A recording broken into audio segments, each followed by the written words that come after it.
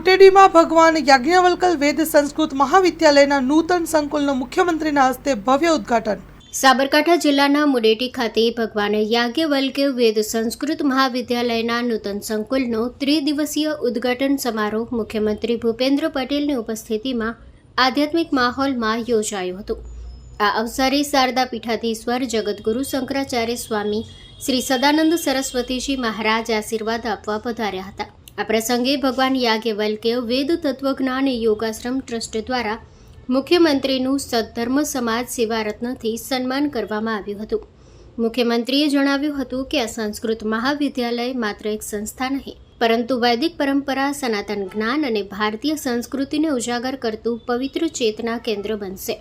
અહીંથી મળતું જ્ઞાન અને મૂલ્યો વિદ્યાર્થીઓને માત્ર શાસ્ત્ર જ્ઞાની જ નહીં, પરંતુ રાષ્ટ્ર નિર્માણના સબળ સંવાહક બનાવશે।